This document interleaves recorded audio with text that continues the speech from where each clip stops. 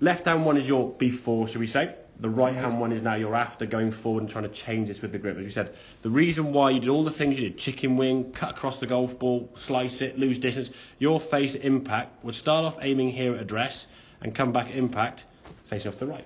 So the ball would spin left to right or just go left to the right. So what then you did to try and stop that was swing left. Now that involves off your back foot, pulling your arms left, doing everything under the sun to try and send it somewhere left to target. The reason being, your left hand grip, and in some ways your right hand one, in a very what we call weak position, okay? Just weak in terms of position. It's not weak pressure or whatever, it's just the position is called weak and strong, okay? So, to help you get it more natural, hold the golf club down by your left side, okay?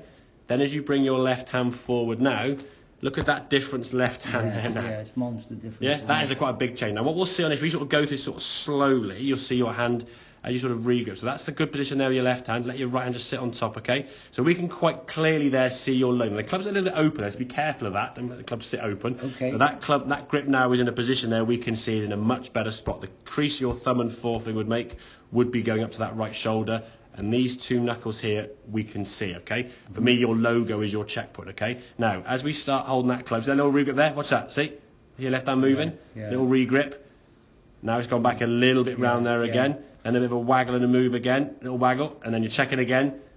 There, back again, you see, as you always having to be. Now, I'm sat here telling you that, and you're still going back to your old habits. And so I know categorically, when you go on the golf course, I'm not sat here telling you, you'll go back to this to some extent, okay? So what you'll find is, if your grip's kind of here at the moment now, and we want to try and get to there, you're not going to go boom in a straight line. You'll kind of go there and then boom. You'll kind of get there in that kind of fashion. Okay, so there'll be some days where you almost go back to your old grip, then you go, no, I'll get back over again, and back down, and you'll zigzag kind of that sort of progress. Okay, but if we can be aware of that left hand grip, okay, even there with a little tiny twist of your grip there, you can see the logo just gets a little bit less. See, just moves around. You see, only a small amount, but again, 3 or 4 degrees here, it's 4 or 5 degrees down there. Is 20 yards up there. Exactly. Small little changes there make a massive difference. Okay, so then when you get that golf club to sort of swing back, another waggle.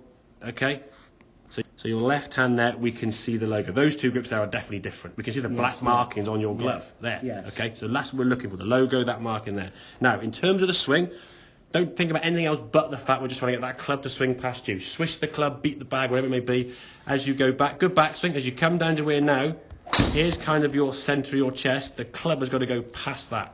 Okay, if you keep trying to twist and try and pull it left, the club face will be left open up to the right all day. So from here now we can just swish that club. You look at your arms there now, at least here the glove arm is kind of being overtaken by your right arm. There's a bit of a rotation there. You look on this one here now as you come through, and your left hand there is kind of like sticking on top. You can still see your glove, your left arm kind of pulling away here. That's the chicken wing that all the guys are seeing. And then about here somewhere the club now squares up. Well, up here is in a relative, the ball's been hit down here somewhere, isn't it? So all the way to there, the club's that delayed. Okay, no matter what the club is up here in some extent. Okay, so if we can get that swishing of the golf club, okay, you're leaning back because that's something you've almost instinctively done, just because you want to start the golf ball somewhere left of target. Okay, once you start seeing a golf ball, they're just going left or hooking to the left, you'll go, I don't want to go left, I'll start going more towards target. Then you can start moving your body better, changing your path, changing your swing, okay? But until that club face is square and until that grip is in a good enough position, we can't adjust path or chicken wing or other things, okay? Because if you did that with the face open, the ball just goes 30 yards right. And that's kind of where you start, and that's got the sequence that we see. People get the ball going off direction, they try and mask it with like a bit of duct tape, and it might work for a couple of holes, and then the duct tape falls off, and you get more for next week, and it's just basically you're doing this, and it's like eventually you just get worse and worse and worse. Like an old pair of trainers, once they get holes in them, chuck them away. They keep putting tape around it, they'll last them a couple of weeks. This has been donkey's years now, and like I said, you've crept into old habits, obviously. And it's got so bad now that it's just awkward to get out of. Exactly. And every week I say the cutter, there's not a week goes past you. I see that next week. And you just, I know. You say it, but you don't do it. And that's been a couple of years. Well prior. The thing is, what has happened, I would say, and this is why I say, now, what's a big change in my coaching in general is people they have lessons because of desperation. It literally gets to the point where I'm going to either chuck the bag away or exactly. And it's that kind of thing. So it's trying to get people now. So I would suggest, and we can, again, up to you if you agree or not, I would say probably in a month's time, we'll see you again and we'll find your grip probably creeping back a little bit the old way. Okay? I want to keep the lessons going now. Not being rude, because you've hit the nail on the head.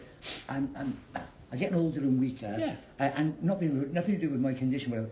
But yes, I'm only hitting 130, 140 yards when I get a good hit and good contact. Yeah. And it's just, it's now poor and very frustrating. And golf's not fun, is it, really? Well, no, because if you last twitch you drive, you're in the buggy, your first twitch you're shutting. If I had a duffer, I'm hitting my third shot before he's got his first one. And you feel conscious of the fact you're always holding the group up on it. And it makes you play golf, as we said, for social enjoyment. And fun. Yes, competitive with yourself and with the guys, but you're not trying to like shoot the lights out and shoot level par, but you want to enjoy it. And if you feel like you're the litter kind of just duffing on the fair, oh sorry boys, me again, you get conscious doing that, and that's completely understandable. So what I would suggest, I will send this email through to you anyway with the video. I'll put a little thing on there, a little different program package you've got. Some of the stuff like obviously Dan Diabro's on it, some of the boys and stuff. They're like a monthly program, okay? They pay basically 30 quid a month. They get a lesson with that a month and a free hour. We do playing lessons throughout the month. They have like an MOT every month. Now a lot of lessons I have with Dan. He comes to a lesson. It's not a chat. It's almost like back it. Oh yeah, I'll back that again. Oh yeah. And it's almost just to keep a top up rather than because he knows if he goes done pursuing for 6-7 months, he'll go back to where he was 2 years ago.